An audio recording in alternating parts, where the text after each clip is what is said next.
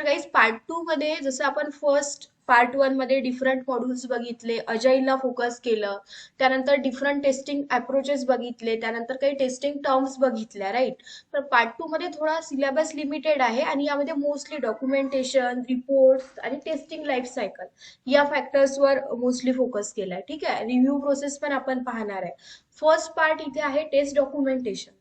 Okay, test documentation हा testing मधला important part आहे. म्हणजे तुम्ही जेही काही एक्झिक्यूट करता ते कशाच्या बेसिसवर करणार आहे, त्याचा फायनल रिझल्ट काय असणार आहे, टेस्टिंगची प्रोसेस काय असेल, तर हे सगळं तुम्ही डॉक्युमेंटेशन मध्ये मेंटेन करून ठेवत असता. आणि जेव्हा तुम्ही एका एन्व्हायरमेंट मधनं दुसऱ्या एन्व्हायरमेंट मध्ये जाता, तर फर्स्ट एन्व्हायरमेंट मधला जो काही रिझल्ट असेल, जी काही टेस्टिंगची प्रोसेस असेल, त्याचं जे डॉक्युमेंटेशन बनलं आहे ते नेक्स्ट लेवलसाठी काय असतं, एक रेफरन्स डेटा असतो, राईट. तर तो रेफरन्स जो डेटा असतो त्यालाच डिलिव्हरेबल म्हणतात, टेस्टिंग डिलिव्हरेबल म्हणू शकतात. तसेच काही डेव्हलपमेंटचे पण डिलिव्हरेबल्स असतात. म्हणजे हा रेफरन्स डेटा आपण नेक्स्ट लेवलला पास करत असतो. जसं एक्झाम्पल्स घ्यायचं झालं तर तुम्ही एखादी वॉशिंग मशीन किंवा एखादा मोबाईल घेतला, तर त्यासोबत एक मॅन्युअल गाईड येतं, तुम्ही नोटीस केलं असेल तर. किंवा तुम्ही एखादं काही नवीन प्रॉडक्ट घेतलं तर त्यासोबत एक मॅन्युअल गाईड येतो, राईट. त्यामध्ये बेसिक माहिती दिलेली असते, मॉड्यूल नंबर्स असते, यूज कसं करायचं, त्यामध्ये काय काय आहे, जेही डेटा आहे त्या प्रॉडक्ट रिलेटेड तो तिकडे शेअर केलेला असतो. म्हणजे काय होतं की एंड युजरला यूज करताना त्याचा कुठेतरी फायदा होतो आपल्यासाठी. जर ते प्रॉडक्ट नवीन असेल, आपल्याला माहिती नसेल यूज कसं करायचं, तर त्या केसमध्ये आपण डॉक्युमेंटेशन तसं युजफुल असतं, राईट, एंड युजरला. तसंच टेस्टिंगच्या बाबतीतही आहे. टेस्टिंगच्या बाबतीत डॉक्युमेंटेशन मेंटेन करण्याचा हाच एक फायदा, म्हणजे हाच एक मोटिव्ह असतो की तुम्ही तुमच्या डॉक्युमेंटेशनचं एक हिस्ट्री जी आहे ती मेंटेन करू शकला पाहिजेत. म्हणजे इन फ्युचर जर काही प्रॉब्लेम गेला तर तुम्ही लगेच ट्रॅक करून तिकडे जाल, तुम्ही तुमचा रेफरन्स डेटा रेफर कराल आणि बघाल की तुम्ही तिकडे काय काय परफॉर्म केलं होतं. ठीक आहे, कधी कधी होतं की काही मेजर आपल्याकडनं मिस झालेलं असेल, तर मग त्यासाठी रिस्पॉन्सिबल पर्सन वगैरे कोण आहे हे सगळं पण आपल्याला एक ट्रॅक करायसाठी डॉक्युमेंटेशन ओव्हरऑल इम्पॉर्टंट असतं. किंवा मग आपण जेव्हा एसआयटी मधनं युएटी मध्ये आपला बिल्ड ट्रान्सफर करत असतो, तर त्या केसमध्ये ते रेफर करतात की एसआयटी मध्ये यांनी कोणत्या टेस्टिंग परफॉर्म केल्या, कोणते कोणते वर्क फाइंड केले होते, यांची काय प्रोसेस होती. तर तो एक त्यांच्यासाठी रेफरन्स म्हणून ते यूज करतात. तर या सगळ्या मेघा, प्रोसेस. येस. एक क्वेश्चन होता मला आता आठवला म्हणून मी विचारून घेते. येस. जेव्हा प्रॉड इन्व्हायरमेंट मध्ये बिल्ड लाईव्ह गेल्यानंतर काही प्रॉब्लेम येतो, तो युएटी इन्व्हायरमेंट मध्ये सॉल्व्ह केला जातो की एसआयटी इन्व्हायरमेंट मध्ये सॉल्व्ह केला जातो? नाही, तो रेज होतो आणि तो आपल्याकडे येतो, युएटी मध्ये नाही सॉल्व्ह होत, तो आपल्याकडे येतो. अशी अशी प्रोसेस नसते, ते एसआयटी मध्ये येते. युएटी म्हणजे काय असतं, एक क्लायंट साईडचं एन्व्हायरमेंट असतं क्रिएट व्हर्च्युअल. केलेलं. Yes, virtual environment. म्हणजे प्रॉडक्ट लॉन्च करायच्या आधी ती त्यांच्या लेवलला टेस्ट करत असतात क्लायंट. तर ते असतं. तर युएटी मध्ये ते प्रॉब्लेम सॉल्व्ह नाहीत करत, ते आपल्याकडेच येतात. ठीक आहे, एसआयटी मध्ये वापस येतात. नंतर आपला बीए वगैरे कडे असे प्रॉब्लेम्स असतात, मग त्याच्या प्रायोरिटीनुसार ते ठरवतात की आपल्याला करंट स्प्रिंटला द्यायचे की इन फ्युचर स्प्रिंट मध्ये ऍड करायचे, हे त्यांचं डिसिजन असतं. ठीक आहे, सिनियर ऑथॉरिटीज बीए आणि त्यांच्यासोबत काही सिनियर आर्किटेक्ट, डेव्हलपर्स हे लोक असतात, डिलिव्हरी मॅनेजर्स, तर ते डिसाईड करतात. युएटी मध्ये प्रॉब्लेम सॉल्व्ह होत नाही. ओके. जर तिकडे युएटी टेस्ट करतानाच काही प्रॉब्लेम आले तर मग तिकडे डेव्हलपर्स असतात. पण जेव्हा ऍप्लिकेशन लाईव्ह गेलं आणि त्यानंतर काही इश्यू रेज झाले असतील तर ते युएटी मध्ये नाही होतील सॉल्व्ह, ते एसआयटी मध्ये सॉल्व्ह होतील. Clear? Okay. Okay. Then back to documentation part. तर बघा, असा डॉक्युमेंटेशनचं हे मेन एम असतं की एक ट्रॅकिंग पर्पजसाठी आपण डॉक्युमेंटेशन मेंटेन करत असतो. तर यामध्ये डिफरंट लेवल ऑफ डॉक्युमेंटेशन आहे. मग कोण मेंटेन करतं, कसं मेंटेन करतं, हे आपण बघूया. ठीक आहे. तर फर्स्ट लेवलला डॉक्युमेंटेशन जे येतात ते आहे कंपनी लेवल डॉक्युमेंट्स येतात, जे प्रिपेअर्ड केले जातात. तुमच्या कंपनीमध्ये काही सिनियर ऑथॉरिटीज असतात, जसं की टेस्टिंग मॅनेजर असतो किंवा तुम्ही त्याला टेस्टिंग कंट्रोलर पण म्हणू शकता, आणि क्वालिटी स्ट्रॅटेजिस्ट असतो. ठीक आहे, ह्या सिनियर लेवलच्या प्रोफाईल्स आहेत. तर हे जे पर्सन्स असतात हे टेस्ट पॉलिसी आणि टेस्ट स्ट्रॅटेजी हे दोन डॉक्युमेंट प्रिपेअर्ड करत असतात. आणि हे कंपनी लेवल डॉक्युमेंट्स असतात, त्यामुळे हे आपल्याला ऍक्सेसिबल नसतात. डेव्हलपर, टेस्टर्स, टेस्ट लीड किंवा अदर पर्सन, हे कंपनी लेवल डॉक्युमेंट्स असल्यामुळे हे आपल्याला ऍक्सेसिबल नसतात, आपल्याला काही माहिती नसते याविषयी. मग जसं टेस्ट स्ट्रॅटर्जी प्रिपेअर होते, तर टेस्ट स्ट्रॅटर्जी म्हणजे काय असू शकतं, स्ट्रॅटर्जी या वर्ड वरनं तुम्ही काय एक रिलेट करू शकता? प्लॅनिंग वगैरे काहीतरी. पद्धत हा, म्हणजे टेस्ट स्ट्रॅटेजी स्ट्रॅटर्जी म्हणजे म्हणजे काय पद्धत. म्हणू शकता तुम्ही? वे ऑफ इम्प्लिमेंटेशन म्हणू शकता की तुम्ही कसं इम्प्लिमेंट करत आहे. करेक्ट. वे ऑफ इम्प्लिमेंटेशन म्हणजे तुमची स्ट्रॅटेजी झाली. मग स्ट्रॅटेजी डिसाईड करायसाठी तुमच्याकडे कोण पर्सन असतो? स्ट्रॅटेजिस्ट असतो, क्वालिटी स्ट्रॅटेजिस्ट. ठीक आहे. आणि हा पर्सन डॉक्युमेंट प्रिपेअर करताना पीएम ची पण हेल्प घेतो, म्हणजे प्रोजेक्ट मॅनेजर. ठीक आहे. आपले जे प्रोजेक्ट मॅनेजर असतात त्यांच्यासोबत डिस्कस करून तो ते स्ट्रॅटेजी जो आहे तो प्रिपेअर करत असतो. आता या पर्सनची हेल्प घ्यायची का गरज पडते? बिकॉज की टेस्टिंगचा काय स्कोप असेल, कोणत्या टीम्स असतील, काय रिसोर्सेस असतील आणि काय टेक्नॉलॉजी असेल, हे सगळं स्ट्रॅटेजिक पर्सनला एकट्याला माहीत असणं माहीत असेलच अशी केस असू शकत नाही. त्यामुळे पीएम ची हेल्प घेऊन तो एक स्ट्रॅटर्जी जो आहे तो प्रिपेअर्ड करतो. टेस्ट स्ट्रॅटर्जी मध्ये मोस्टली टेस्टिंगचे ऑब्जेक्टिव्ह जे आहेत ते फोकस केल्या जातात. ठीक आहे. म्हणजे ऑब्जेक्टिव्ह कसे अचीव्ह करायचे हा फोकस म्हणजे स्ट्रॅटर्जी मध्ये असतो. आता यामध्ये काही प्रोजेक्ट्समध्ये ऑटोमेशन जे आहे 100% फॉलो केल्या जातं, काही प्रोजेक्टमध्ये फक्त रिग्रेशनसाठी ऑटोमेशन फॉलो केल्या जातं. तर हे जे फॅक्टर्स आहेत यावरनं ते डिसाईड होतात की त्यांचे ऑब्जेक्टिव्ह कसे अचीव्ह करायचे आहेत. राईट. सपोज एखाद्या प्रोजेक्टमध्ये त्यांनी ऑटोमेशनसाठी 2000 टेस्ट केसेस लिहून ठेवल्या. ठीक आहे. तर त्या 2000 मधल्या किती ऑटोमेशनसाठी कन्सिडर करायच्या, हे सगळं डिसिजन ऑब्जेक्टिव्ह मध्ये येतं. ठीक आहे. म्हणजे ऑब्जेक्टिव्ह ते कसं अचीव्ह करणार आहे, फायनल टेस्टिंगचा रिझल्ट, हे सगळं एक स्ट्रॅटेजीनुसार ते ठरवतील. तर ते तुमची टेस्ट स्ट्रॅटेजी असेल. टेस्ट स्ट्रॅटेजी आणि फर्स्ट आपण कोणतं पाहिलं? Test policy. या दोन सोबत आपला कन्सर्न नाहीये. हे एक हाय लेवलला प्लॅनिंग केलेलं असतं. ठीक आहे. कोणताही प्रोजेक्ट स्टार्ट व्हायच्या आधी हे एक हाय लेवल प्लॅनिंग असतं, पॉलिसीज असतात आणि स्ट्रॅटेजी असते. तर त्यामुळे इकडे आपण कसं करणार आहे, काय करणार आहे हा आपला रोल नाहीये. आपण जेव्हा आपला रोल कधी असेल, जेव्हा ऍक्च्युअल टेस्टिंग स्टार्ट होईल तेव्हा आपण टेस्ट केसेस कशा लिहायच्या, रिपोर्ट कसे प्रिपेअर करायचे, हे सगळं मग टेस्टर्स करतील, टेस्ट लीड करेल त्यांना गाईड. बट टेस्ट पॉलिसी आणि टेस्ट स्ट्रॅटेजी हे दोन कंपनी लेवल डॉक्युमेंट्स आहेत. ठीक आहे. तुम्हाला यावर कुणी क्वेश्चन पण विचारणार नाही या दोन डॉक्युमेंट्सवर. तर हे कंपनी लेवल डॉक्युमेंट्स आहेत. टेस्ट पॉलिसी कोण प्रिपेअर करतं? तुमचा क्वालिटी कंट्रोलर प्रिपेअर करतो. आणि स्ट्रॅटेजी प्रिपेअर करायला तुमच्याकडे टेस्ट स्ट्रॅटेजिस्ट असा पर्सन असतो आणि तो पीएम ची पण हेल्प घेतो. ठीक आहे. आय होप हे दोन क्लिअर असतील तुम्हाला. टेस्ट पॉलिसीमध्ये ऑब्जेक्टिव्ह डिसाईड केल्या जातात. टेस्ट स्ट्रॅटेजीमध्ये ते ऑब्जेक्टिव्ह कसे अचीव्ह करायचे यावर फोकस केला जातो.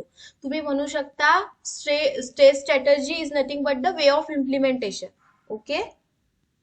क्लिअर आहे स्टेज स्ट्रॅटर्जी पर्यंत? ओके. आय होप हे तुम्हाला क्लिअर असेल.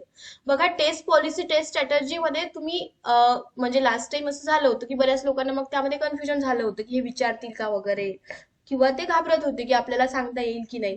तर हे सिम्पल डॉक्युमेंटेशनचा पार्ट आहे आणि ज्यामध्ये आपला काहीही रोल नाही आहे. ऍज अ टेस्टर तुमचा काहीही रोल नाही आहे आणि ज्या फॅक्टर्स मध्ये तुमचा रोल नसतो त्यावर तुम्हाला मोस्टली क्वेश्चन्स येत नाही. हे तुमच्या माहितीसाठी आहे की डॉक्युमेंटेशनचा फ्लो टेस्टिंग मध्ये कसा फॉलो होतो. ओके. जशी टेस्ट स्ट्रॅटेजी डिझाईन होते त्यानंतर नेक्स्ट लेवल येते तुमची टेस्ट मेथोडॉलॉजी. ओके. आता इकडनं आपला रोल स्टार्ट झाला.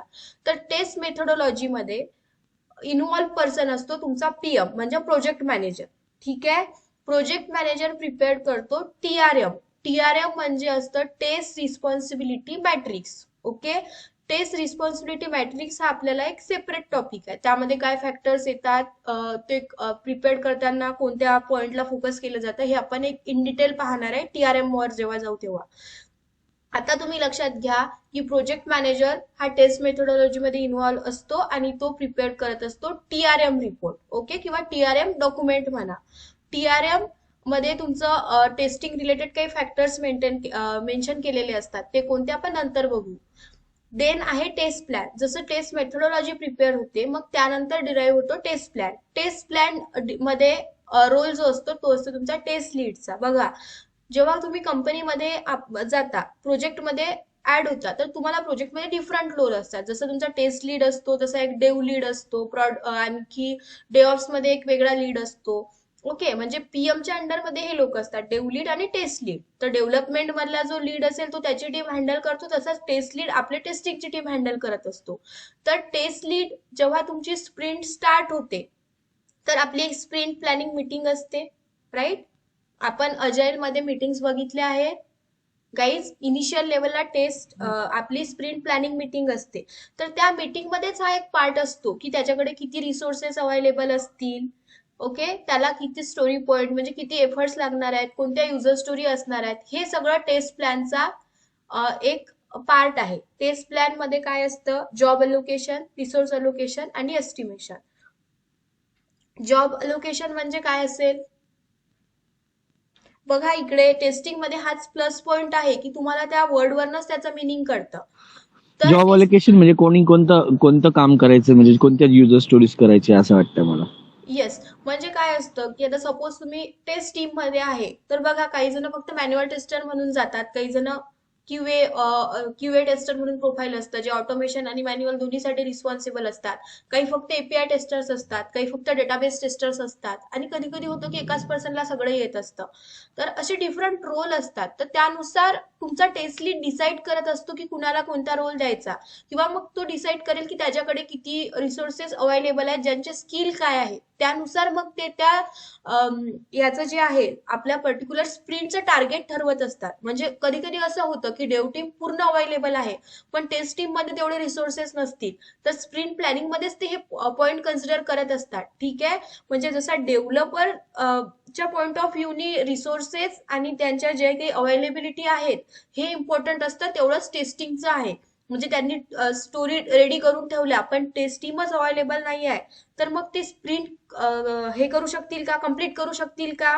म्हणून त्या केसमध्ये जॉब अलोकेशन आणि रिसोर्स अवेलेबिलिटी हे खूप इम्पॉर्टंट फॅक्टर्स असतात, जे की तुमचा टेस्ट लीड तिकडे सांगत असतो स्प्रिंट प्लॅनिंग मध्ये, आणि मग त्यानुसार ते स्प्रिंटचं टार्गेट ठरवत असतात. ओके, तर जॉब अलोकेशन मध्ये टेस्ट लीड कन्सिडर करत असतो की त्याच्याकडे कोणते रिसोर्सेस अवेलेबल आहेत आणि करंट स्प्रिंट मध्ये त्याला कोणत्या रिसोर्सेसची गरज पडणार आहे. ठीक आहे, कधी कधी होऊ शकतं की सपोज आपलं ऍप्लिकेशन ऑलरेडी डेव्हलप झालेलं असलं आणि आपण पर्टिक्युलर फक्त काही फीचर्स मध्ये चेंज करत असतो, म्हणजे नवीन काही पेजेस ऍड करत नाही, म्हणजे नवीन काही आपल्याला URL वगैरे ऍड करायचे नसतात, नवीन काही पेज ऍड केलेले नसतात, मग त्या केसमध्ये एपीआयचं बहुतेक काम पडत नाही. एपीआय खूप मायनर वर्क असतं. ठीक आहे, फक्त आपण ज्या रिक्वेस्ट ज्या आहे ज्या करतो त्या फक्त एक फेच झाल्या आहेत का, तर काही स्टेटसच चेक करायचे असतात. त्या केसमध्ये मग एपीआय टेस्टरची एवढी गरज नाही पडत, कधी कधी तर टेस्ट लीड स्वतःच करून घेतो. तर अशा केसमध्ये मग तो कन्सिडर करेल की त्याला एपीआय टेस्टर लागणार आहे का, डेटाबेस टेस्टर लागणार आहे का, ऑटोमेशन टेस्टर किती लागतील. तर हे सगळं जॉब अलोकेशन फॅक्टर मध्ये येतं. ठीक आहे, म्हणजे टेस्टरच्या स्किलनुसार किती त्याला कोणता जॉब द्यायचा हे सगळं तुमचं टेस्ट लीड डिसाईड करतो. त्यानंतर रिसोर्सेस, रिसोर्सेस किती अवेलेबल आहे, किती रिसोर्सेस लागणार आहे हा फॅक्टर येतो. म्हणजे होऊ शकतं कधी कधी ऑन टाइम लिव्हला जाईल कोणी, कुणाच्या सिक लिव्ह असू शकतात, कुणाच्या प्लॅन लिव्ह असू शकतात. ठीक आहे, तर त्या केसेसमध्ये किती रिसोर्स अवेलेबल आहे त्यानुसार पण प्लॅन करणं, म्हणून रिसोर्स हा फॅक्टर इकडे इम्पॉर्टंट आहे. त्यानंतर एस्टिमेशन. तर एस्टिमेशन म्हणजे काय असतं की आता सपोज युजर स्टोरी तुम्हाला माहिती आहे, एस्टिमेशन म्हणजे टोटल त्या युजर स्टोरीला लागणारा टाइम. मग त्यामध्ये टेस्टिंगचे वेगळे एफर्ट्स असतात, डेव्हलपर्सचे वेगळे एफर्ट्स असतात. ठीक आहे, होऊ शकतं एखादी युजर स्टोरी डेव्हलपरला 8 आवर्स लागत असतील, टेस्टरला 5 आवर्स लागत असतील. तर असे जे टोटल तुमचे वर्किंग आवर आहेत ना स्प्रिंट मध्ये, हे काउंट केलेले असतात, त्यानुसार एस्टिमेशन दिलं जातं. म्हणजे कन्सिडर करा तुमची 15 डेजची स्प्रिंट आहे, 2 वीकची स्प्रिंट, त्यामध्ये सॅटर्डे संडे ऑफ असतो. म्हणजे तुमचे किती दिवस बाकी राहिले? 10 दिवस. ओके, आणि जो 10वा दिवस आहे म्हणजे तुमचा जो एंडिंगचा दिवस आहे त्या दिवशी तुमचं फक्त काय होतं, रेट्रोस्पेक्टिव्ह मीटिंग्स होतात आणि तुमचं नेक्स्ट स्प्रिंटचं प्लॅनिंग वगैरे होतं. तर त्या दिवशी तुम्ही काही वर्क वगैरे करू शकत नसता. तर तुमच्याकडे ऍक्च्युअल डेज किती असतात? 9 डेज असतात. 9 डेज मध्ये तुम्ही 8 आवर्स वर्क करता. मग तुमच्याकडे टोटल किती अवर्स आहेत, मग त्यानुसार रिसोर्सेस किती अवेलेबल आहेत, आणि मग टेस्टिंगला किती एफर्ट्स लागणार आहेत, हे हे त्यांचं पूर्ण काउंट केलेलं असतं प्लॅनिंग मध्ये. ठीक आहे, त्याला एस्टिमेशन म्हणतात. म्हणजे सपोज तुमच्याकडे कन्सिडर करा की तुमच्याकडे 90 अवर्स आहेत किंवा तुमच्याकडे 80 अवर्स आहेत, मग त्यामध्ये तुमच्या किती युजर स्टोरी बसू शकतात. जसं की काही युजर स्टोरीला 5 अवर्स लागत असतील, काहीला 8 अवर्स लागत असतील, तर त्यानुसार मग फायनल एस्टिमेशन कन्सिडर केल्या जातं. ठीक आहे, त्याला एस्टिमेशन फॅक्टर म्हणतात. इन शॉर्ट तुमचे किती स्टोरी पॉइंट आहेत त्यानुसार एस्टिमेशन फॅक्टर हा ठरवला जातो. तर टेस्ट लीड ह्या सगळ्या गोष्टीचं एक फायनल कॅल्क्युलेशन करून त्यांचे जे रोल आहेत ते तिकडे असाइन करत असतात. ओके, तर हे 3 factor, job allocation, resource allocation आणि एस्टिमेशन, हे टेस्ट प्लॅन करताना टेस्ट लीड फोकस करत असतो. ठीक आहे, आणि मग टेस्ट प्लॅनिंगचं डॉक्युमेंट रेडी करत असतो.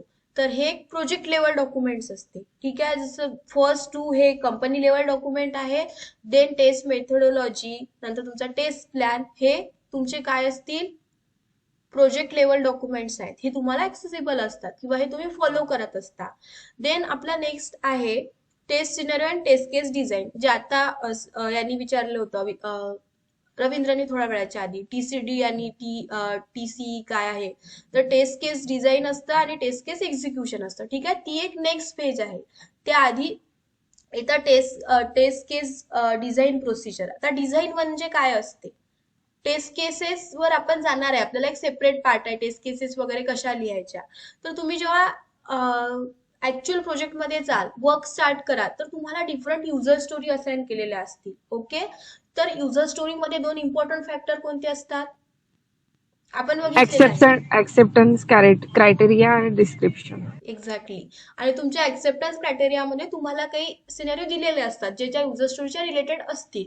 तर त्या व्यतिरिक्त तुम्हाला काही आयडेंटिफाय करायचे असतात, निगेटिव्ह सिनेरिओ काय असू शकतात किंवा एक वेगळ्या वेळेचे सिनेरिओ काय असू शकतात, तर ते तुम्ही डिझाईन कराल. ठीक आहे, तर सिनेरिओ ऍक्च्युअल अप्रोच काय असतो कोणत्याही टेस्ट केसेसचा, तुम्ही फर्स्टली सिनारिओ लिहिता आणि मग त्यावरनं टेस्ट केसेस लिहिता. जसं की एक एक्झाम्पल कन्सिडर करा, तुम्ही एखादं लॉग इन पेज चेक करत आहे, तर त्या लॉग इन पेजवर एक सबमिट बटन असतं, तर तुमचा त्यामध्ये तुम्हाला ते चेक करायचं आहे. तर यामध्ये तुमचा सिनेरिओ काय होईल, validate the visibility of submit button, हा एक जनरल सिनेरिओ झाला. ठीक आहे, सिनेरिओ मध्ये तुम्हाला एक टायटल द्यायचं असतं की तुम्ही त्यामध्ये ऍक्च्युअली काय परफॉर्म करणार आहे. तर तुम्ही म्हणू शकता की validate the visibility of submit button, हा एक जस्ट सिनेरिओ झाला. मग यावरून तुम्ही काय कराल, तुमच्या स्टेप डिराईव्ह कराल. मग त्या कशा असतील, आता सपोज काही प्रोजेक्ट्स मध्ये ना गिव्हन व्हेन देन असं फॉलो केलं जातं, किंवा काही जण डिरेक्टच लिहितात स्टेप. तर गिव्हन व्हेन देन मध्ये कसं असतं की गिव्हन काय असतं, तुम्ही सगळ्यात पहिले काय कराल, तुमचं ऍप्लिकेशन ओपन कराल आणि काय कराल, लॉग इन पेजला लँड कराल. ठीक आहे, I am on the log in page, हे काय झालं तुमचं गिव्हन. आणि मग काय कराल तुम्ही, व्हेन मध्ये काय येईल, when I enter the user name and password. मग काय व्हायला पाहिजे, तुमचं सबमिट बटन हायलाइट व्हायला पाहिजे. आधी बघा ते ग्रे कलर मध्ये एक फ्रीज असतं, जसं तुम्ही युजर नेम पासवर्ड एंटर करता मग ते हायलाइट होतं, राईट. तर मग ते तुम्ही व्हेन मध्ये टाकाल. आणि मग देन मध्ये काय व्हायला पाहिजे, की तुम्ही जर दोन्ही डिटेल्स फिल केल्या तर तुमचं बटन व्हिजिबल व्हायला पाहिजे, राईट. व्हिजिबल असायला पाहिजे की युजर त्याला क्लिक करू शकला पाहिजे. तर असा एक फॉर्मॅट असतो. म्हणजे तुम्ही सिनेरिओ मध्ये काय करता, की तुम्ही काय टेस्ट करणार आहे ते मेन्शन करता, आणि मग टेस्ट केसेस मध्ये काय असतात, तुमच्या फायनल स्टेप असतात की तुम्ही ते कसं कसं परफॉर्म करणार आहे आणि रिझल्ट काय असणार एक्सपेक्टेड. तर असा एक जनरल फॉर्मॅट असतो. आपण जेव्हा टेस्ट केस सिनेरिओवर जाऊ तेव्हा तुम्हाला चांगलं कळेल. ठीक आहे, आता हा एक जनरल अप्रोच मी सांगितला. काही प्रोजेक्ट मध्ये असा फॉर्मॅट फॉलो होतो गिव्हन व्हेन देनचा, बट सगळीकडे असं होईल असं गरजेचं नसतं. काही जण जनरली असं एक्सेल्स वगैरे फॉलो करतात, मग त्या एक्सेल मध्ये पहिल्या कॉलमला टेस्ट सिनेरिओ लिहितात, मग नेक्स्ट कॉलमला टेस्ट केसेस मध्ये त्याच्या स्टेप लिहितात, मग त्यांचा URL असतो, मग त्यांचे रिझल्टचे कॉलम असतात. ठीक आहे, ते डॉक्युमेंट मी तुम्हाला दाखवेल इन फ्युचर. तर असा एक वेगवेगळा फॉर्मॅट असू शकतो. फक्त तुम्ही इकडे आता हे लक्षात घ्या की सिनेरिओ म्हणजे काय असते, की तुम्ही काय व्हॅलिडेट करणार आहे, काय चेक करणार आहे फंक्शनॅलिटी, ते तुम्हाला सिनेरिओ मध्ये मेन्शन करायचं असतं. आणि त्या सिनेरिओ वरनं मग काय स्टेप डिराईव्ह होतील त्या सगळ्या तुम्हाला स्टेप वाईज टेस्ट केसेस मध्ये लिहायच्या असतात. त्याला टेस्ट केस डिझाईन म्हणतात. ठीक आहे, तुम्ही जे ही प्रोसेस फॉलो करणार आहे. तर सिनेरिओ आयडेंटिफाय करणं हे तुमचं काम असतं. ठीक आहे, तुम्हाला डिस्क्रिप्शन मध्ये जेही इन्फॉर्मेशन दिलेली असते त्यावरनं तुम्ही तुमचे टेस्ट सिनेरिओ आयडेंटिफाय कराल आणि मग त्या सिनेरिओला टेस्ट केसेस मध्ये कन्वर्ट कराल. ठीक आहे, आणि टेस्ट सिनेरिओ हे जे रायटिंगचं काम असतं हे टोटली QA इंजिनियर किंवा टेस्टर यांचं असतं, म्हणजेच आपलं असतं. आणि हे पण प्रोजेक्ट लेवल डॉक्युमेंट्स असतं. ठीक आहे, हे व्हिजिबल सर्वांना असतं, म्हणजे तुम्ही करत आहे तुम्हाला असते, तुमचे डेव्हलपर्स पण पाहू शकतात. तुम्हाला काही प्रॉब्लेम आला तुम्ही डेव्हलपर सोबत डिस्कस करू शकता. त्यानंतर तुम्ही तुमचे टेस्ट सिनेरिओ लिहाल. आणि तुम्ही जेव्हा हे टेस्ट सिनेरिओ आणि टेस्ट केसेस लिहिता तर तुम्ही हे डिरेक्टली एक्झिक्यूट करून म्हणजे तुम्ही एक्झिक्यूट कराल किंवा तुमचीच ऑथॉरिटी असेल असं गरजेचं नसतं. तुम्हाला तुमच्या टेस्ट केसेस ह्या रिव्ह्यू करून घ्यायच्या असतात. रिव्ह्यू करायचे असतात. तुम्ही कधी कधी स्वतःच क्रॉस चेक करता की तुमच्याकडनं काही मिस झालं आहे का. नंतर त्यामध्ये वेगवेगळे रिव्ह्यूचे टाईप असतात. कधी कधी तुम्ही पियर रिव्ह्यू करता. पियर रिव्ह्यू मध्ये काय असतं की तुमच्या सोबत काही सिनियर टेस्टर्स असतील, तुमचे काही कलिग्स असतील, तर तुम्ही त्यांच्यासोबत मीटिंग सेट कराल आणि तुमच्या टेस्ट केसेस चेक करून घ्याल. ओके. मग त्यांनी अप्रूव्ह केलं किंवा होऊ शकतं तुम्हाला काही सजेशन्स मिळतील की तुझ्याकडनं हे मिस झालं आहे किंवा हे तू इकडे काहीतरी मिसअंडरस्टँड केलंय, तू काहीतरी वेगळंच लिहिलं आहे, इथे चेंजेसची गरज आहे. तर असे तुम्हाला काही त्यांच्याकडनं सजेशन्स मिळतील. ठीक आहे, रेड मार्क मिळतील तुम्हाला. मग ते चेंज करायचे असतात. चेंज करून परत त्यांच्याकडनं चेक करून घ्यायचे असतात. तुम्ही सगळे क्रायटेरियाज कव्हर केले आहेत का हे पण ते चेक करतील. ठीक आहे, त्याला पियर रिव्ह्यू बोलतात. काही काही केसेसमध्ये तुमच्या टेस्ट लीड आणि सिनियर लीड सोबत तुमच्या मीटिंग्स असतात. ठीक आहे. पियर रिव्ह्यू, काही एक्सटर्नल रिव्ह्यू असतात, काही इंटरनल रिव्ह्यू असतात. एक्सटर्नल रिव्ह्यू मध्ये कधी कधी क्लायंट पण असतो की तुम्ही कोणते कोणते कव्हरेजेस जे आहेत ते कन्सिडर केलेले आहेत. तर खूप रेअर केसेसमध्ये कधी कधी क्लायंट पण असू शकतात अप्रुव्हल मध्ये रिव्ह्यू प्रोसेसच्या. त्याला एक्सटर्नल रिव्ह्यू बोलतात. तर असे तुम्ही ज्या टेस्ट केसेस डिझाईन केल्या आहेत, तर आपल्याच मनाने आपण डिझाईन करत आहे आणि एक्झिक्यूट करत आहे असा एक अप्रोच नसतो. तुम्हाला तुमचं जे वर्क आहे ते रिव्ह्यू करायचं असतं, त्यानंतर तुम्ही एक्झिक्युशन स्टार्ट करता. ओके. इन शॉर्ट हे प्रोजेक्ट लेवल डॉक्युमेंट्स आहे आणि इकडे तुम्हाला अप्रुव्हल पण लागत असतं तुमच्या सिनियर्सचं. त्यानंतर जसं तुमचा test scenario, test cases ready असतील, त्यानंतर मग तुम्ही काय कराल, वेट करत असाल तुमच्या याचा युजर स्टोरीचा रेडी व्हायचा. मग तशा तुम्हाला डेव्हलपर कडनं युजर स्टोरी रेडी होऊन येतील. तुम्ही पिक कराल आणि तुम्ही एक्झिक्युशन स्टार्ट कराल. ज्या युजर स्टोरी, ज्या तुम्ही टेस्ट केसेस लिहिल्या आहेत त्या एक्झिक्यूट करायला स्टार्ट कराल. ओके. अप्रुव्हल मिळाल्यानंतर त्यानंतर तुम्हाला तुमचा रिझल्ट मेंटेन करायचा असतो. ठीक आहे. तर तुम्ही एक्झिक्युशन मध्ये जे पण एक्झिक्यूट करत आहे त्याचं काय कराल, तुमच्याकडे एक्झिक्युशनचं एक डॉक्युमेंट मेंटेन कराल की ठीक आहे तुम्ही टेस्ट केसेस तर लिहिल्या, पण मग त्याचा रिझल्ट जो आहे त्याचं तुम्हाला एक प्रूफ कलेक्ट करावं लागतं. जसं की मी म्हटलंय की सबमिट बटनचं आपण एक्झाम्पल बघितलं, ते हायलाईट झालं, तुम्ही बघितलं एवढंच आहे का, तुम्हाला दुसऱ्यांना पण सांगावं लागेल. तर तुम्ही काय कराल, लगेच त्याचा स्नॅप घ्याल, त्याची रिलेटेड जे इन्फॉर्मेशन आहे ते एखाद्या वर्ड डॉक्युमेंट मध्ये मेंटेन कराल. ठीक आहे. किंवा कुणी कुणी डिरेक्टली युजर स्टोरी मध्ये पण स्पेस असतो, तिकडे डिरेक्टली पुट करेल तुमचा स्नॅप वगैरे. तर तुमचा जो अप्रोच असेल, जोही तुम्ही फॉलो कराल. ठीक आहे. सपोज तुम्ही वर्ड डॉक्युमेंट फॉलो करत असाल तर तुम्ही वरती टायटल टाकाल, तुमच्या सिनेरिओचा नंबर टाकाल आणि त्याचा जो काही रिझल्ट आहे तो तिकडे पेस्ट कराल आणि असं एक डॉक्युमेंट मेंटेन कराल. ठीक आहे. तर तुमच्या टेस्ट केस एक्झिक्युशनचं असं एक डॉक्युमेंट पण तुम्हाला प्रिपेअर करायचं असतं, जे की तुम्हाला नंतर युजर स्टोरी सोबत अटॅच करायचं असतं ऍज अ रिझल्ट म्हणून. तर ते झालं तुमचं टेस्ट केस एक्झिक्युशन रिझल्ट डॉक्युमेंट. ओके. आणि ते तुम्हाला अटॅच करायचं असतं युजर स्टोरी सोबत. ओके. नंतर येतं डिफेक्ट रिपोर्ट. आता तुम्ही जेव्हा एक्झिक्युशन परफॉर्म करत आहे तर तुम्ही डिफेक्ट फ्री एक्झिक्युशन असेल असं गरजेचं नाहीये. ऍज अ टेस्टर तुमचं काम असतं की तुम्हाला मायनर डिफेक्ट हा फाइंड करायचा असतो. म्हणजे कधी कधी होतं एखाद्या ऍप्लिकेशनला तुम्ही ट्रॅव्हल करत आहे तर दोन असे वर्ड असतील, जसं की आता टेस्ट मेथडॉलॉजी हा वर्ड आहे, सपोज त्या पेजवर हा वर्ड आहे, तर इथे तुम्हाला एक्सपेक्ट काय आहे की हे दोन डिफरंट वर्ड आहे, म्हणजे याच्यामध्ये स्पेस यायला पाहिजे, राईट. तर कधी कधी तुम्ही फाइंड कराल एखाद्या पेजवर की दोन वर्ड जे आहेत ते डिफरंट वर्ड आहे पण त्यामध्ये स्पेसच दिलेला नाहीये. मग ही किती मायनर मिस्टेक आहे, पण ती ऍप्लिकेशनला अफेक्ट करते, कुठेतरी त्याच्या रेप्युटेशनवर अफेक्ट करत आहे. ठीक आहे. तर असाही जरी तुम्ही प्रॉब्लेम फाइंड केला तर तुम्हाला त्या रिलेटेड पण डिस्कशन डेव्हलपर सोबत करून बग रेज करायचा असतो की तुम्ही या पेजवर इथे स्पेस अवेलेबल नाही आहे, कुठे ब्रॅकेट मिसिंग असेल, कुठे कलर चेंज असेल, कुठे फॉन्ट चेंज असेल. तर असे मायनर मिस्टेक्स असतील, हे तर फंड रिलेटेड झाले म्हणजे जीओआयचे. काही फंक्शनॅलिटीचे असतील, तुम्ही एखाद्या हायपरलिंकवर क्लिक करत आहे पण लिंक ओपन होत नाहीये किंवा एखादं बटन हायलाइट नाही होत आहे. ठीक आहे. तर ह्या सगळ्या ज्या मिस्टेक्स आहेत, तुम्ही असे जे डिफेक्ट रेज कराल त्यानंतर ते रिझॉल्व्ह होऊन येतील. त्यानंतर तुम्ही रिटेस्ट कराल, मग काय कराल, रिटेस्ट केल्यानंतर क्लोज कराल जर सॉल्व्ह झाले असतील तर.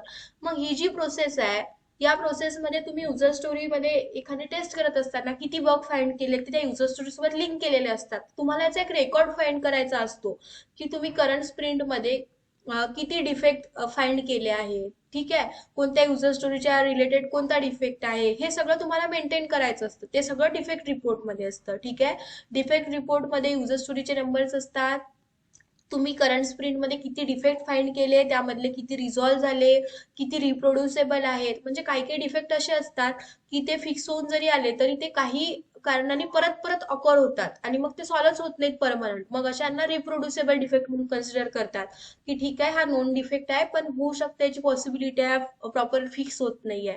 तर असे डिफेक्ट असतात, तुम्हाला ते काउंट करायचे असतात, तुमच्या रिपोर्टमध्ये मेंटेन करायचे असतात. हे सगळं डिफेक्ट रिपोर्टमध्ये येतं. ओके, डिफेक्ट रिपोर्ट टेस्टरच प्रिपेअर्ड करत असतो, करंट स्प्रिंट वाईज प्रिपेअर्ड करत असतो. ठीक आहे, एक्झिक्युशन नंतर जेही तुमचे डिफेक्ट आले, आता कधी कधी काय होतं की तुम्ही डिफेक्ट करंट स्प्रिंट मध्ये सपोज 15 डिफेक्ट फाइंड केले, पण त्यामधले काही डिफेक्ट असे असतात की ते एवढे इम्पॉर्टंट नसतात, म्हणजे ते स्किप केले तरी फंक्शनॅलिटीला काही अफेक्ट होत नाही, किंवा तुमच्या ज्या डिलिव्हरीवर आहे अफेक्ट होणार नाहीये, ते इन फ्युचर सॉल्व्ह केले तरी चालतील.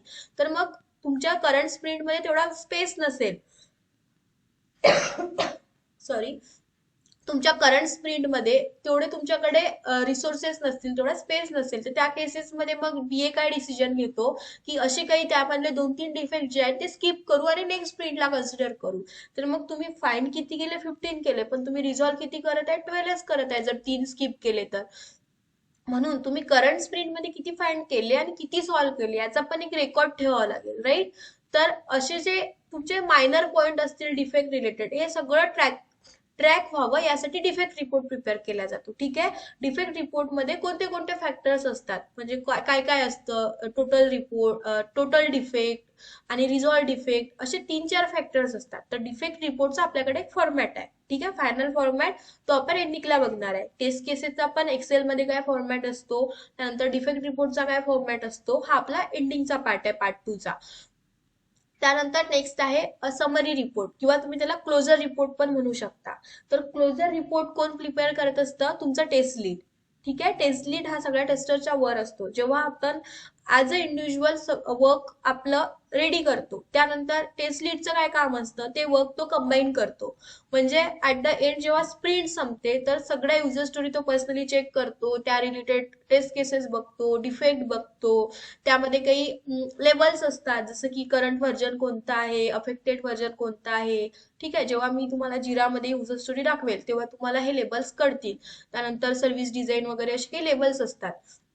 तर ते लेबल्स कोणते आहे वगैरे, ह्या ज्या मायनर गोष्टी आहेत ह्या सगळ्या टेस्ट लीड चेक करत असतो. आणि त्यानंतर त्याचा फायनल कंबाईन रिपोर्ट तो एक्झिक्युशनचा, डिफेक्टचा आणि टेस्ट केस डिझायनिंग वगैरे, म्हणजे किती टेस्ट केसेस डिझाईन केल्या, किती एक्झिक्यूट केल्या, हे सगळं काही एक क्लोजर रिपोर्ट तो बनवत असतो. ठीक आहे, हे सगळं काम कुणाचं असतं, टेस्ट लीडचं काम असतं.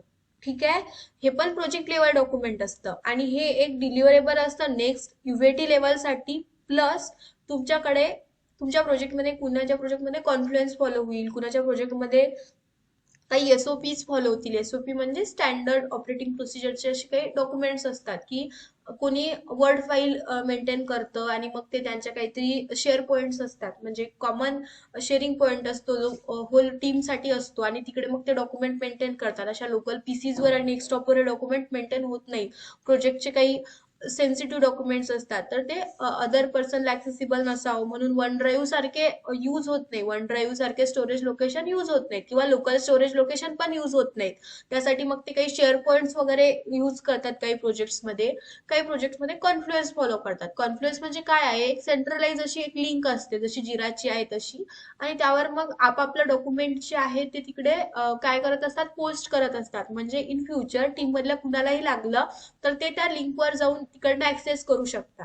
ठीक आहे, जसं की आपण वन ड्राईव्हवर आपला डेटा सेव्ह करतो ना, तसंच आहे, काहीच वेगळं नाहीये.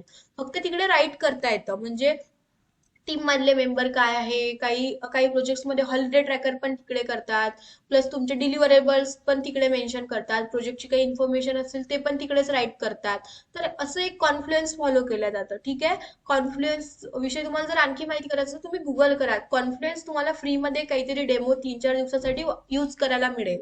एक सिम्पल लिंक असते कॉन्फ्लुएन्सची, त्यामध्ये आपण आपली हिस्ट्री, आपलं डॉक्युमेंट मेंटेन करू शकतो इन शॉर्ट. ओके, तर हे जे डॉक्युमेंट्स आहेत तुमचे हे रेडी झाल्यानंतर एक ट्रॅकिंग पर्पजसाठी तुमच्या जे काही प्रोजेक्ट्स मध्ये यूज करत असतील एक तर शेअर पॉइंट किंवा कॉन्फ्लुएन्स त्यावर मेंटेन केलेले असतात. ओके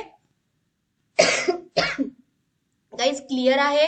मग आपण प्रोजेक्ट लेवल डॉक्युमेंट्स बघितले, त्यामध्ये कोणते कोणते डॉक्युमेंट्स आहेत?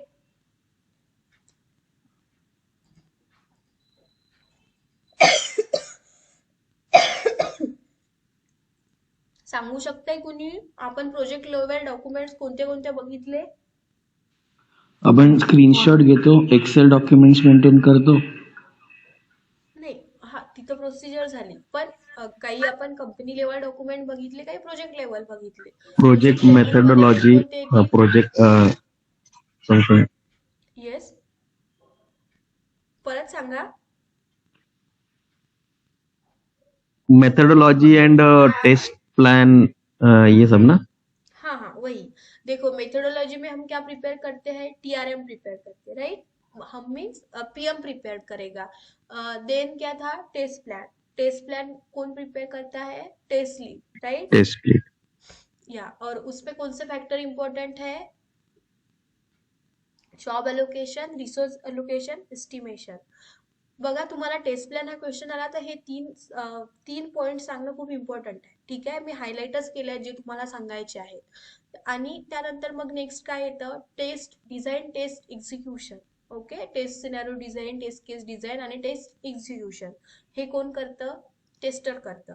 त्यानंतर डिफेक्ट रिपोर्ट कोण प्रिपेअर करतं? टेस्टर करतो. त्यानंतर तुमचा समरी रिपोर्ट आणि क्लोजर रिपोर्ट हे सिमिलरच असतात, किंवा कोणत्या कोणत्या लेवलमध्ये म्हणजे तुम्ही एक समरी रिपोर्ट टेस्ट लीड बनवतो आणि त्यामध्ये मग एक फायनल क्रॉस चेक करून एक फायनल रिपोर्ट होतो, काही मिस झालं असेल तर ते एक एंड लेवलचेच रिपोर्ट आहेत दोन्ही. Defect report senior tester. Yes, काय? डिफेक्ट रिपोर्ट सिनियर टेस्टर बनवतात ना? नाही, कसं असतं आता याचं काही असं प्री डिफाईड नाही आहे. म्हणजे तुम्हाला वर्क भेटू शकतं. तुमच्या टीम मध्ये कसे रिसोर्स अवेलेबल आहे त्यानंतर कधी कधी पेअर प्रोग्रामिंग असते, म्हणजे तुम्ही पण सिनियर टेस्टर सोबत पेअर केलेलं असू शकता. तर टेस्टर बनवणार आहे, आता सिनियर बनवणार आहे का ज्युनियर बनवणार आहे हे त्या प्रोजेक्टमध्ये किती अवेलेबल आहेत रिसोर्सेस, कोण कोणती रिस्पॉन्सिबिलिटी घेत आहे त्यावर असतं. तर सिनियर ज्युनियरचा काही प्रश्न नाही आहे इकडे, तुम्ही फक्त एवढं लक्षात घ्या की टेस्टर करणार आहे. ठीक आहे, प्रोजेक्ट वाईज हे चेंज होईल ना, ती त्यांची ऑथॉरिटी आहे. त्यानंतर फायनल तुमचा closure report test lead prepare करतो. तर तुम्ही अप्रोच काय लक्षात ठेवणार आहे इथे ह्या डायग्राम मध्ये? Test policy, test strategy, this a company level document. Okay, आपला यामध्ये रोल नाहीये.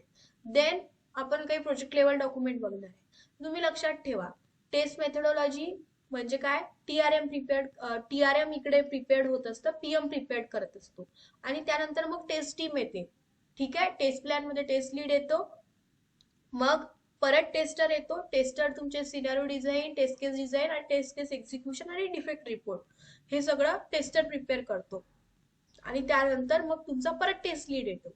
ठीक आहे, मग टेस्ट लीड तुमचा फायनल क्लोजर रिपोर्ट जो आहे, समरी रिपोर्ट जे आहे ते रिपोर्ट टेस्ट लीड प्रिपेअर करतो. तर हे दोन्ही रिपोर्ट म्हणजे सिमिलरच आहे, जरी वेगवेगळे कॅटेगराईज केले असतील तरी.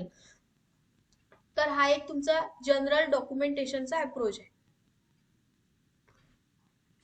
क्लिअर आहे तुम्हाला? यामध्ये कुणाला काही कन्फ्युजन आहे? स्नेहा, सिया, ट्विंकल?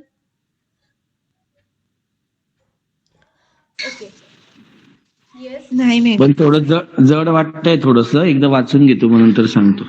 चालेल. आणि तुम्हाला टेस्ट पॉलिसीच्या स्ट्रॅटेजीला फोकस नाही केला तरी चालेल. ठीक आहे आपलं. येस, कुणी काही क्वेश्चन होता. हम्म. टेस्टर टेस्ट केस सिनारिओ किंवा टेस्ट केस नंतर डिझाईन नंतर मग एक्झिक्युशन हे टेस्टरचं काम आहे ना. डिफेक्ट रिपोर्ट कोण करतं मग? टेस्टरच का? डिफेक्ट रिपोर्ट पण टेस्टरच प्रिपेअर करतो. एंड ऑफ द स्प्रिंट आपण किती डिफेक्ट रेस केले, किती रिझॉल्व्ह केले, किती स्किप करतोय, कोणता डेफर्ड आहे, कोणता रिप्रोड्युसेबल आहे, तर हे सगळं डिफेक्ट रिपोर्ट म्हणजे टेस्टरचं काम असतं, अनालाइज करणं. ठीक आहे, मग तो रिपोर्ट अप्रूव्ह तुमचा टेस्ट लीडच करेल. ठीक आहे, जसं तुम्ही टेस्ट केसेस रिव्ह्यू करून घेताना तसंच डिफेक्ट रिपोर्ट पण तुमचा रिव्ह्यू होईल. म्हणजे तुम्ही कोणतेही छोटं काम जरी करत असाल ना तरी तुम्हाला ते रिव्ह्यू करून घ्यायचंच असतं, म्हणजे फायनल अप्रुव्हल टेस्ट लीड कडनं. पण प्रिपेअर्ड कोण करत आहे? टेस्टरच करत आहे. ठीक आहे. ते डिफेक्ट रिपोर्टचा काय फॉर्मॅट असेल हे आपण बघणारच आहे. नेक्स्ट पार्ट बघा आपण, टेस्ट मेथोडॉलॉजी मध्ये टीआरएम प्रिपेअर्ड होतं हे पाहिलं आहे. तर टीआरएम मध्ये काय काय असू शकतं. ठीक आहे, आपल्याकडे थोडा टाइम आहे, आपण टीआरएम हा एक फॅक्टर कव्हर करून घेऊया. तर टीआरएम मध्ये काय असतं, TRM indicate the mapping between test factors and development factor किंवा डेव्हलपमेंट स्टेजेस बोला. डेव्हलपमेंट स्टेजेस आपण कोणत्या कोणत्या पाहिल्या आहेत. आपण बघा डिफरंट मॉड्यूल्स बघितले, एसडीएलसी बघितलं, अजाईल बघितलं, फिश मॉड्यूल बघितलं, वॉटरफॉल बघितलं. कॉमन फेजेस आहेत, फक्त त्याचं इम्प्लिमेंटेशन चेंज होतं, हा फॅक्टर मी तुम्हाला सांगितलाय. तर डेव्हलपमेंट मध्ये कोणत्या कोणत्या फेजेस आहेत, किती फेजेस आहेत आणि कोणत्या कोणत्या आहेत. रिलायबिलिटी, पोर्टेबिलिटी, ऑथरायझेशन ते का? नाही नाही, ते तर तुम्हाला स्क्रीनवरच दिसत आहे, ते नाहीये. डेव्हलपमेंटच्या phases functional testing, non functional testing, smoke testing, sanity testing, हे डेव्हलपमेंट मध्ये येतं. ते SIT मध्ये होतं. ते तुमचे टेस्टिंगचे टाइप्स आहेत. खूप सिंपल क्वेश्चन आहे. जसं तुमचं एसटीएलसी आहे, तसं आपण याआधी कोणते मॉड्यूल्स बघितले, SDLC, software development life cycle बघितलं. तर त्यामधले ज्या फेजेस आहेत त्याच तुमच्या डेव्हलपमेंटच्या फेजेस आहेत ना, ती तुमच्या development information gathering, analysis, coding, coding, maintenance, testing, maintenance. Coding, design, maintenance. Yes, ह्या 6 स्टेजेस म्हणजे तुमच्या डेव्हलपमेंट स्टेजेस झाल्या. ओके, म्हणजे तुम्हाला जर कुणी एक वर्ड विचारत असेल तर तुम्हाला क्ल्यू म्हणजे करेक्टली असं क्लिक व्हायला हवं की हे या रिलेटेड आहे. ठीक आहे, आपलं पार्ट 1 झालेलं आहे आणि डेव्हलपमेंट, एसडीएलसी, डेव्हलपमेंट स्टेजेस हा त्यामध्ये सगळ्यात इम्पॉर्टंट फॅक्टर आहे.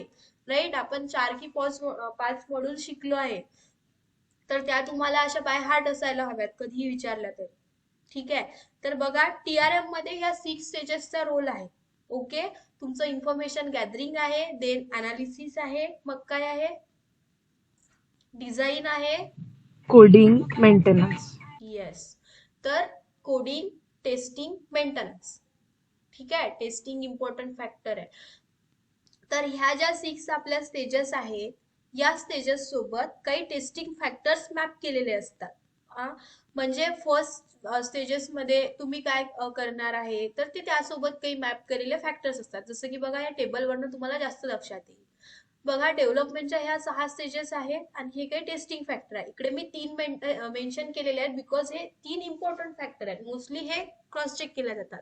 आणि मग या व्यतिरिक्त हे काही फॅक्टर आहेत की इझी ऑफ यूज असेल का, रिलायबिलिटी, पोर्टेबिलिटी काय असेल, मेंटेनेबल वगैरे आहे का, ऑपरेट कसं होईल, ऍक्सेस कंट्रोल काय असेल. तर हे सगळे वेगळे काही टेस्टिंग फॅक्टर्स आहे. हे तुम्हाला कोणी एवढे विचारणार नाही, पण हे 3 इम्पॉर्टंट असतं. म्हणजे तुम्हाला जर व्हॉट इज टीआरएम असा क्वेश्चन आला, म्हणजे येऊ शकतो, हे का आयएमपी क्वेश्चन आहे, तर तुम्हाला सांगणं गरजेचं आहे की तुम्ही इकडे करत काय आहे.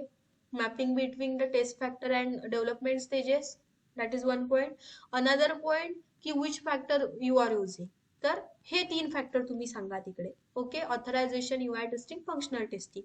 आणि मग याला लेवल टू लेवल असं मॅप कसं केलं जातं. तर इन्फॉर्मेशन गॅदरिंग मध्ये ऑथरायझेशनचा काय रोल असेल. ठीक आहे, ऑथरायझेशन म्हणजे तुम्ही एखादी गोष्ट करत आहे, तर ऑथरायझेशन आणि ऑथेंटिकेशन असे 2 फॅक्टर्स असतात. ठीक आहे, जेव्हा तुम्ही एपीआय टेस्टिंग शिकाल तर तुम्हाला हा डिफरन्स एक आयएमपी क्वेश्चन म्हणून सांगतील. ठीक आहे, जोही तुम्हाला एपीआय टेस्टिंग टीच करेल. तर ऑथरायझेशन, ऑथेंटिकेशन हे 2 फॅक्टर असतात. ऑथरायझेशन म्हणजे काय की तुम्ही एक व्हॅलिड युजर आहे का, ती काय म्हणू शकतो, ती इन्फॉर्मेशन किंवा ते पर्टिक्युलर डेटा ऍक्सेस करायसाठी तुम्ही ऑथराईज आहे का. आणि ऑथेंटिकेशन म्हणजे काय असतं की तो ऍडमिन ऍक्सेस रिलेटेड असतं. ठीक आहे, म्हणजे जसं की सपोज एखादा तुम्ही ईमेल आयडी यूज करत आहे, तर तुम्ही रजिस्टर्ड वगैरे केलेला असेल तर तुम्ही तिकडे ऑथराइज पर्सन आहे. ठीक आहे, ते तुमचं एक ऑथरायझेशन झालं. पण ऑथेंटिकेशन मध्ये काय चेक केलेलं असतं की तुम्ही रजिस्टर्ड युजर आहे का, म्हणजे ते ऍडमिन रिलेटेड असतात गोष्टी. तर असं एक ऑथरायझेशन, ऑथेंटिकेशनचा डिफरन्स आहे. तो आपल्या इकडला पार्ट पण नाहीये. फक्त आता इथं ऑथरायझेशन म्हणजे तुम्हाला ऍक्सेसिबल असू शकतं का, तुम्ही त्यासाठी एक ऑथराइज युजर आहे का, तुम्हाला अलाउ होऊ शकतं का. तर हा एक फॅक्टर इकडे येतो. म्हणजे ऑथरायझेशन, इन्फॉर्मेशन गॅदरिंग फेजेसला आपला रोल आहे का काही, म्हणजे ह्या टेस्टिंग फॅक्टरचा काही रोल आहे का. आपण बघितलं होतं डेव्हलपमेंट मध्ये पण इकडे कोण असतं, बीए आणि क्लायंट मधलं कम्युनिकेशन होतं, ते रिक्वायरमेंट कलेक्ट करतात. त्यामुळे हे आपल्याला ऍक्सेसिबल नसतं, आपण यासाठी ऑथराइज पर्सन नाही आहे. म्हणून हा जो टेस्टिंग फॅक्टर आहे याचा यासोबत काही रोल नाहीये, म्हणून इकडे नो लिहिलं आहे. तसंच अनालिसिस मध्ये पण असतं. अनालिसिस मध्ये काय होतं, की तुमच्या ज्या टोटल रिक्वायरमेंट गॅदर केलेल्या असतात त्याला काय केलं जातं, अनालाइज केलं जातं आणि तुमचा SRS बनतो, किंवा इकडे अजाईलच्या केसेसमध्ये युजर स्टोरी बनतात. म्हणजे इकडे हाय लेवल रिक्वायरमेंट असतात, त्याला इन डिटेल अनालिसिस मध्ये काय केलं जातं, इन डिटेल स्टडी केलं जातं. तर तो फॅक्टर पण आपला नाही आहे. म्हणजे इकडे इकडे पण ऑथराईज असतो का आपण, तुम्ही अनालिसिस फेज मध्ये ते बघायला, SRS वगैरे. ठीक आहे.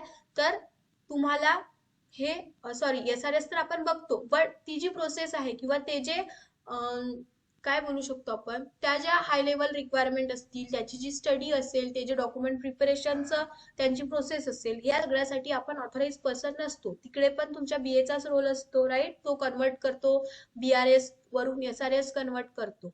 आता जेव्हा तुम्ही अजाईल मध्ये वर्क करत आहे, BRS SRS असं काही नसतं तुमच्याकडे. प्रॉडक्ट बॅकलॉग, स्प्रिंट बॅकलॉग असे मॅटर्स असतात. बट एक जनरल टर्म आहे म्हणून मी ते सांगत आहे तुम्हाला. ठीक आहे. तर ह्या दोन्ही फेजेसला आपण एक्सेसिबल किंवा ऑथराइज पर्सन नसतो, म्हणून इकडे नो नो लिहिलंय. नंतर मग डिझाईन पासून रोल येतो. म्हणजे डिझाईन तुम्हाला पाहायला भेटू शकते, तुमच्याकडे काही डमी डिझाईन्स पण असतात, टेस्ट करताना पण तुम्हाला त्या दिलेल्या असतात, तुमच्या युजर स्टोरी सोबत अटॅच असतात. म्हणून डिझाईन फेज मध्ये तुम्हाला एक ऑथरायझेशन असतं. कोडिंग मध्ये तुमच्याकडे डेव्हलपर जे असतात त्यांना ते ऑथरायझेशन असतं, तुमच्यासोबत शेअर्स होतात. ठीक आहे. तर हे सगळं ऑथराईज असतं. आता हे यस नो असं काही असं इथं जे मेन्शन केलेलं आहे असंच नसेल. प्रोजेक्ट टू प्रोजेक्ट काहीतरी फॅक्टर्स चेंज होतील. फक्त तुम्ही एवढं लक्षात ठेवा की डेव्हलपमेंटच्या फेजेस कोणत्या आहेत, टेस्टिंगचे फॅक्टर कोणते आहेत आणि ते मॅप केल्या जातात. आता ही मॅपिंग मधले हे जे याचे आन्सर्स आहेत, कोणत्या फेजला कोणतं ऍक्सेसिबल असेल, कोणतं नसेल, तर हे प्रोजेक्ट टू प्रोजेक्ट रिक्वायरमेंट नुसार चेंज होत जातील. ओके. हे यस नो चेंज होत जातील प्रोजेक्ट टू प्रोजेक्ट. बिकॉज बघा, आता हे फंक्शनल टेस्टिंग आहे. फंक्शनल टेस्टिंग सगळीकडे चालू आहे, राईट. UI टेस्टिंग आहे. UI टेस्टिंग कोडिंग पासनं स्टार्ट होतं, डिझाईन मध्ये याचा पार्ट नाही आहे. तर असे असे जे फॅक्टर्स आहेत, हे तुमचे याचे आन्सर्स जे आहेत मॅपिंगचे, हे प्रोजेक्टच्या रिक्वायरमेंट नुसार चेंज होतील. पण इम्पॉर्टंट काय आहे, की डेव्हलपमेंट स्टेजेस कोणत्या कन्सिडर केलेल्या आहेत आणि टेस्टिंग फॅक्टर्स कोणते कन्सिडर केलेले आहेत. ओके. तर त्याचं जे मॅपिंग आहे ते प्रोजेक्ट वाईज केलेलं असतं. That is your TRF. आता TRF प्रिपेअर करताना कोणते कोणते फॅक्टर इम्पॉर्टन्स असतात, ठीक आहे, किंवा तुम्ही काही पॉइंट म्हणू शकता जे फोकस केलेले असतात. तर हे 3 पॉइंट आहेत. एक आहे project requirement, then identify the scope of requirement and identify the risk involve in the project. म्हणजे प्रोजेक्ट रिक्वायरमेंट म्हणजे तुमच्या टोटल रिक्वायरमेंट ज्या असतील त्या कन्सिडर केलेल्या असतील TRM मध्ये. ठीक आहे. की त्या रिक्वायरमेंट UI रिलेटेड असतील, फंक्शनल असतील, फीचर रिलेटेड असतील, किंवा डेटाबेस रिलेटेड असतील. तर ह्या होल रिक्वायरमेंट काय आहेत तुमच्या, त्या कन्सिडर केलेल्या असतात. First. Second, scope of requirement. ठीक आहे. म्हणजे इन फ्युचर त्याचा स्कोप काय असेल, कोणते व्हर्जन्स असतील, ते किती फ्लेक्झिबल असेल. तर हा जो तुमचा स्कोप आहे, टेस्टिंग स्कोप असेल, डेव्हलपमेंटचा स्कोप असेल, हे सगळे फॅक्टर जे आहेत ते आयडेंटिफाय केलेले असतात. ठीक आहे. त्यानंतर रिस्क काय असू शकते प्रोजेक्टमध्ये, तर यामध्ये काय असतं की एन्व्हायरमेंट रिलेटेड रिस्क असू शकते, रिसोर्सची कमी आहे का, कधी कधी होऊ शकतं ऑन टाइम डेव्हलपर्स लिव्हवर जाईल, सिक त्याला काही पर्सनल प्रॉब्लेम असेल, सिक लिव्हला जाईल. त्या केसमध्ये काय अल्टरनेटिव्ह असू शकतात. तेच टेस्टरच्या बाबतीत आहे. त्यानंतर कधी कधी एन्व्हायरमेंट क्रॅशेसचे इश्यू येतात, किंवा कधी कधी तुमच्याकडे टेस्टर डेव्हलपर्स आहेत, त्यांच्या मशीनच रेडी नाही. आता वर्क फ्रॉम होम आहे बघा, बऱ्याचदा खूप लोकांना प्रॉब्लेम होत आहे की त्यांचं एन्व्हायरमेंट किंवा त्यांच्याकडे प्रॉपर नेट कनेक्शन नसतं, त्यांना टेस्ट रन करायची असते, कोडिंग करायची असते, पण त्यांचं नेट इतकं लो असतं की ते सर्व्हरला कनेक्टच करू शकत नाहीत. तर असे काही प्रॉब्लेम येऊ शकतात. तर हे सगळं रिस्क फॅक्टर आहे. ठीक आहे. की तुम्ही कन्सिडर करता एवढे रिसोर्स आहेत, पण त्या रिसोर्सला जर ऑन टाइम काही प्रॉब्लेम आला तर काय अल्टरनेटिव्ह वे असू शकतात. तो बॅकलॉग कव्हर करायसाठी त्यांच्याकडे कुणी आहे का, हे सगळे पॉइंट जे आहेत. आता रिस्क कोणतीही असू शकते, environment related, resource related, technical risk असू शकते. ह्या सगळ्या रिस्क पण इकडे एक विचारात घेतलेल्या असतात. अल्टरनेटिव्ह काय असतो, त्याच्याकडे एक काय म्हणू शकतो आपण, एक बॅकअप रेडी असतो. तर हे सगळ्या आयडेंटिफाय केलेल्या असतात गोष्टी, आणि हे टीआरएम प्रिपेअर करताना पीएम फोकस करत असतो 3 पॉइंट. ठीक आहे. तर तुम्हाला जेव्हा टीआरएम हा क्वेश्चन येईल, विचारला जाईल, तर या क्वेश्चन मध्ये तुम्ही काय सांगणं गरजेचं आहे? एकतर तुम्ही काय करत आहे इकडे टेस्ट फॅक्टरची ते डेव्हलपमेंट स्टेजेस सोबत मॅपिंग परफॉर्म करत आहे. मॅपिंग परफॉर्म करत असताना कोणत्या स्टेजेस आहेत आणि कोणते टेस्टिंग फॅक्टर आहेत, तर हे तुम्ही एवढं तरी मेंटेन करा. हे तुम्ही नाही ठेवलं लक्षात तर प्रॉब्लेम नाहीये, बट ऍटलीस्ट हे 3 फॅक्टर सांगायचा प्रयत्न करा. आणि त्यानंतर पीएम कोणत्या पॉइंटला फोकस करतो, तर हे 3 की पॉइंट सांगा. ठीक आहे. हे तुमचं टीआरएमचं आन्सर एक्सपेक्टेड आहे.